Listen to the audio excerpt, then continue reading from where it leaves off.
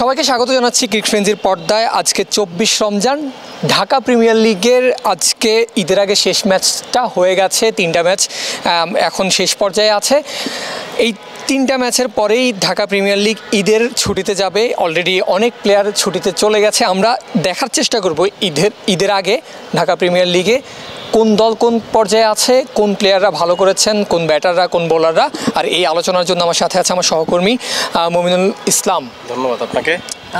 মমিনুল, যেটা বলছিলাম যে আমরা জানার চেষ্টা করব, দেখার চেষ্টা করব যে কারা এগিয়ে আছে। যদি টিমের কথা বলি তাহলে কিন্তু এবার টুর্নামেন্টটা শুরুর আগে অনেক পরিবর্তন দেখা গিয়েছিল প্লেয়ারের নামের ক্ষেত্রে। যে বড় বড় প্লেয়ার বিভিন্ন টিমে, আগে যেটা দেখা যেত যে বড় নামের প্লেয়াররা 2-1টা টিমের মধ্যে সীমাবদ্ধ থাকে, কিন্তু এবার সেটা হয়নি। এবার অনেক দিকে ছড়িয়ে ছিটিয়ে গেছে। আশা করা হয়েছিল যে পয়েন্ট টেবিলে একটা ডিফারেন্স আসবে, যেটা আগের হয়নি। যে মোহামেডানকে, আবাহনীকে আমরা দেখতাম যে একচেটিয়া ম্যাচ জিতে যাচ্ছে, কিন্তু টুর্নামেন্ট শুরুর পর কিন্তু চিত্রটা কিন্তু একই রয়ে গেছে। আপনি যেটা বলছিলেন যে এই টুর্নামেন্টের আগে যেটা ধারণা করা হচ্ছিল যে টুর্নামেন্টটা খুবই জমজমাট হবে, প্রতিযোগিতামূলক। আমরা যখন আপনিও আমি যখন ক্রিকেটারদের সঙ্গে কথা বলছিলাম যে এইবার আপনি দলগুলো কীভাবে দেখছেন, তাদের কিন্তু কথা যে এইবার এই টুর্নামেন্টে অন্ততপক্ষে 5 থেকে 6টা দল আছে তারা ভালো করতে পারে, যাদের ভালো ভালো ক্রিকেটার আছে, জাতীয় দলের ক্রিকেটার মিক্সড আছে। সেটা কিন্তু ধরেন আপনার পয়েন্ট টেবিলে যদি আপনি থাকেন সেখানে আপনি দেখবেন আবাহনী, হ্যাঁ তারা বর্তমান চ্যাম্পিয়ন, তারা টপে আছে, কিন্তু আপনি যদি পরের দলগুলো দেখেন তাদের পারফরমেন্স কিন্তু আপনার চোখে পড়ার মতো। বিশেষ করে গাজী ক্রিকেটার্সের কথা বলতে পারেন, বিজয়ের, আপনি ইমরুল কায়েজের অগ্রণী ব্যাংক ক্রিকেট ক্লাবের কথা বলতে পারেন। পাশাপাশি আরও গুলশান ক্রিকেটটা ভালো খেলছে, প্রাইম ব্যাংকের 10 পয়েন্ট, অগ্রণী ব্যাংকেরও 10 পয়েন্ট। আপনি দেখবেন যে দুটো দল, আবাহনীর 14 পয়েন্ট, পরের যে দুটো দল তাদের হচ্ছে 12 পয়েন্ট। আবার পরের যে দুটো দল আছে মানে 4 নম্বর এবং 5 নম্বর, তাদের হচ্ছে 10 পয়েন্ট। তার মানে হচ্ছে 5টা দল খুব ভালোভাবে আছে। কেউ একটা ম্যাচ হেরেছে, কেউ 2টো ম্যাচ, কেউ 3টা ম্যাচ হেরেছে। তারা যদি সুপার লিগ খেলে, এখনও অনেকগুলো ম্যাচ খেলা বাকি আছে, 8টা করে ম্যাচ। যদি আমি ধরে নিই যে তারা সুপার লিগ খেলবে এই 5টা দল, তাহলে তাদের এখনও 8টা ম্যাচ বাকি আছে। সো এই সময়টাতে একে অপরের বিপক্ষে খেলবে, অনেক কিছুই হওয়া সম্ভব। আমার কাছে মনে হয় যে এখন পর্যন্ত আবাহনী একচেটিয়ার দাপট দেখালেও টুর্নামেন্টটা খুব জমজমাট, যেটা হয়তো ঈদের পর আরও বেশি জমজমাট হবে বলে ধারণা করা যাচ্ছে। এখন পর্যন্ত জমে ক্ষীর, ঈদের পরে প্লেয়ারদের অথবা টুর্নামেন্টের যে আভাসটা সেটা আরও জমে উঠবে নিশ্চয়ই। এরকমটাই প্রত্যাশা। আমরা প্লেয়ারদের সাথেও যখনই কথা বলেছি, প্লেয়াররা যখনই এবারে টুর্নামেন্ট নিয়ে নিজেদের মত প্রকাশ করেছেন, তখনই কিন্তু পজিটিভ একটা ভাইবে এসেছে প্লেয়াররা।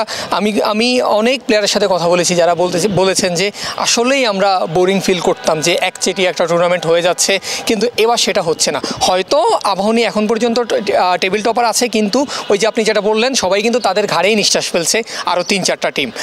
তো আমরা চাইবো এরকম প্রতিযোগিতামূলক টুর্নামেন্টটি হোক। এবার আসি আমরা ব্যাট হাতে কারা চমৎকার করছে।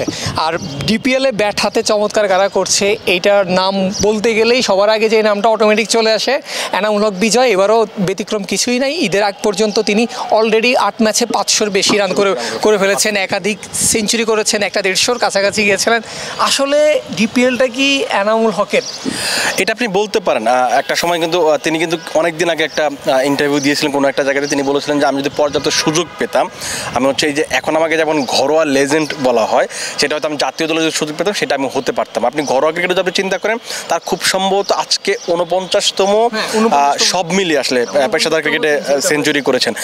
এই টুর্নামেন্টে এই সিজনে তিনি হচ্ছে 530 রান করেছেন, 2টো সেঞ্চুরি, 2টো 50 করেছেন।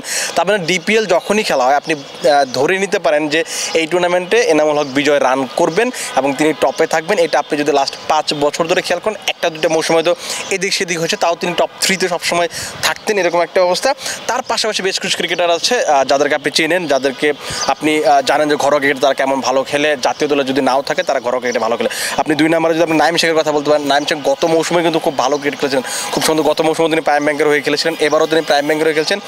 দারুণ একটা ছন্দে আছেন এবং তিনি বেশ কয়েকটা ইন্টারভিউতে বলেছেন যে আমার কাছে যেটা মনে হয় যে ঠিক আছে আমার ফুটওয়ার্কের সমস্যা, সেটা আমি জানি, আমি লেগ সাইড ছাড়া খেলতে পারি না, কিন্তু তার কথা হচ্ছে আমি এত বাধা পেরিয়েও আমার কাছে দিন শেষে রানটা করা গুরুত্বপূর্ণ এবং হ্যাঁ রান আসলেই ওকে। এবং তিনি কিন্তু রান করছেন এবং তার রানে কিন্তু দল জিতছে।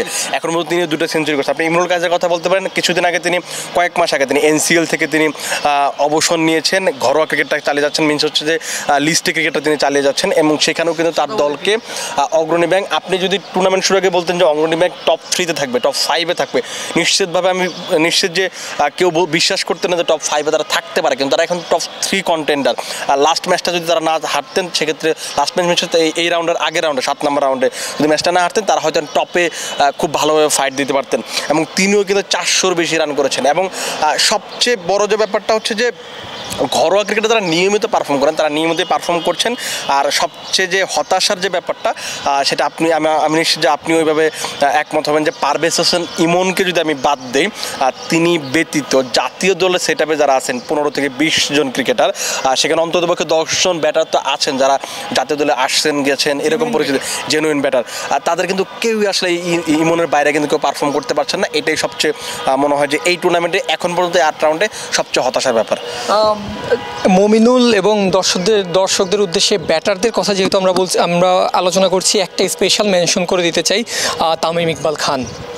অসাধারণ ফর্মে তিনি ছিলেন, মনেই হচ্ছিল যে কিছু একটা রেকর্ড হয়তো বা এবার ভাঙতে পারে যে ধরনের পারফরমেন্স তিনি করছিলেন, কিন্তু আনফর্চুনেটলি তার একটা দুর্ঘটনা তার সাথে ঘটে গেছে। বাংলাদেশ ক্রিকেটের খারাপ সময়ই বলা যায় যতটুকু হয়েছিল। আমরা গণমাধ্যম কর্মীরা আমরা জানি গতকালকে কীরকম সিচুয়েশনটা আমাদের গিয়েছিল। তো সেখান থেকে তামিম কিন্তু আমি যদি ভুল না করি 77 এভারেজে মনে হয় ব্যাটিং করছিলেন এতক্ষণ, 368 রান করেছেন, যেখানে আপনার 7টা ম্যাচ খেলেছেন, তার মানে তিনি টপ 7-এ আছেন। গত ম্যাচে কিন্তু তিনি ব্যাটিং করতে পারেননি। তারপর হচ্ছে 2টা সেঞ্চুরি তিনি অলরেডি করে ফেলেছেন, 50 আছে। তো এই জায়গা থেকে তামিম তার ডিপিএল শেষ, 3 মাসের বেড রেস্ট দিয়ে দিয়েছে। এরপরেও ক্রিকেট খেলতে পারেন কিনা সেটা এখনও পর্যবেক্ষণের মধ্যে আছে। তো তামিমের ব্যাপারে যদি কিছু বলেন। তামিম দেখবেন লাস্ট কয়েক বছর ধরে, বিশেষ করে 2015 সালের পর থেকে যে কোনো টুর্নামেন্ট খেলতেন তিনি সেখানে রান করতেন। হ্যাঁ, আপনি বলতে পারেন যে আইসিসি টুর্নামেন্টগুলো তাকে নিয়ে যে প্রত্যাশা থাকতো সেটা হয়তো তিনি পূরণ করতে পারেননি। কারণ আপনি যখন একজনের কাছে প্রত্যাশা করবেন নিশ্চিতভাবে প্রত্যেক ম্যাচে, যেমন কোহলির সঙ্গে কী হয় যে তার এভরিডে ম্যাচে আপনাকে সেঞ্চুরি করতে হবে। কোহলি যখন খারাপ সময় বলতাম আমরা, তখনও তার এভারেজ ছিল 50+। তো আপনি যখন এক রাস্তায় প্রত্যাশা করবেন তখন এই পরিস্থিতি হতে পারে। কিন্তু যে জিনিসটা হচ্ছে যে আপনি যদি লাস্ট বিপিএলটা দেখেন, তার আগের বিপিএলটা দেখেন, এই ডিপিএলটা দেখেন, তিনি সবসময় এই টুর্নামেন্টগুলোতে রান করতেন। লাস্ট এনসিএল টি20 দেখেন, সেখানেও তিনি 5টা বা 6টা ম্যাচ খেলেছেন, সেখানেও তার 2টো বা 3টা 50 ছিল। তার মানে তিনি যে ঘরোয়া ক্রিকেটে রান করেন। হ্যাঁ, তিনি এবং এই সংবাদ সময় যে কথাটা বলেছিলেন যে আমি সবসময় এমন একটা সময় ক্রিকেট ছাড়তে চেয়েছি যখন মানুষ বলবে যে তুমি চাইলে আরও 1-1.5 বছর খেলতে পারতে। এবং তামিম যে এখনও 1-1.5 বছর খেলতে পারতো সেটা কিন্তু তিনি ঘরোয়া ক্রিকেটে পারফর্ম করে প্রমাণ করেছেন। এখন যে জিনিসটা হচ্ছে তামিমের এই অসুস্থতায় সবচেয়ে বেশি ক্ষতিটা কার হবে, সেটা হবে মোহামেডান স্পোর্টিং ক্লাবের। কারণ মোহামেডান স্পোর্টিং ক্লাব অনেক দিন ধরেই শিরোপা জিতছিল না, সে কারণে এবার একটা বড় একদম তারকা বহুল দল সাজিয়েছে, যেখানে সবচেয়ে বড় নেতা বা আপনি সামনে থেকে ফ্রন্ট থেকে নেতৃত্ব দেওয়ার যে ব্যাপারটা ছিল, তামিম ইকবাল তিনি রান করবেন, দলকে নেতৃত্ব দেবেন। কিন্তু লাস্ট যে ম্যাচটা সেখানে তিনি অসুস্থ হয়ে পড়েছেন এবং এরপরে তাকে পাওয়া যাচ্ছে না। তার না থাকাটাই সবচেয়ে হয়তো বেশি মোহামেডানকে ভোগাবে। তারপরে দর্শক, অসুস্থতা আর এই ধরনের দুর্ঘটনার পেছনে কারো হাত নেই, সৃষ্টিকর্তাই ভালো জানেন। তবে আমরা চাইবো, আই গেস আমার সাথে বাংলাদেশের সকল ক্রিকেট ফ্যান, সকল মানুষ অ্যাগ্রি করবে যে আমরা চাইবো তামিম ইকবাল আবার সুস্থ হয়ে মাঠে ফিরে আসেন, খুব দ্রুত মাঠে ফিরে আসেন, তার যে ড্যাশিং ব্যাটিং সেটা আমরা উপভোগ করতে পারি। এবার আসি মমিনুল একটু বোলিংয়ের দিকে। বোলিংটা এই ডিপিএলে বোলাররা তুলনামূলক একটু কম উইকেট পাচ্ছে কি বলে মনে হয় আপনার? আমি যদি ভুল না করি রাকিবুল আছেন, তিনি 8 ম্যাচে 17 উইকেট পেয়েছেন। এটা একটা বড় কারণ হতে পারে, কম পাচ্ছেন এটা বলা যেতে পারে। আবার একটা জিনিস বলতে পারেন যে না, আবার 8টা ম্যাচে আপনি 17টা উইকেট পেয়েছেন, প্রতি ম্যাচে 2টো করে উইকেট পেয়েছেন। কিন্তু আপনি যদি ডিপিএল রেকর্ড গ্রুপ পুরোনো রেকর্ডগুলো দেখেন, সেই হিসেবে আমার কাছে মনে হয় যে উইকেট তুলনামূলক কম পাচ্ছেন। সেটা একটা বড় কারণ যে আপনার 2023 বিশ্বকাপের কথা যদি মনে থাকে, নাজমুল শান্ত কিন্তু প্রেস কনফারেন্স অস্ট্রেলিয়া ম্যাচ শেষে খুব সম্ভবত তিনি প্রেস কনফারেন্সে বলেছিলেন যে আমাদের ভালো উইকেট আরও খেলতে হবে। তিনি লাস্ট পাকিস্তান যে চ্যাম্পিয়ন্স ট্রফিতে খেলছি আমরা, সেখানেও তিনি একই কথা বলেছেন। তার মানে হচ্ছে আর লাস্ট 2-3 বছর ধরে বিসিবিও চেষ্টা করছে ব্যাটারদের জন্য বা বাংলাদেশ দলের ক্রিকেটাররা যেন ভালো উইকেটে ব্যাটিং করতে পারে, স্পোর্টিং উইকেটে ব্যাটিং করতে পারে, সেটা চেষ্টা কিন্তু তারা করে যাচ্ছেন।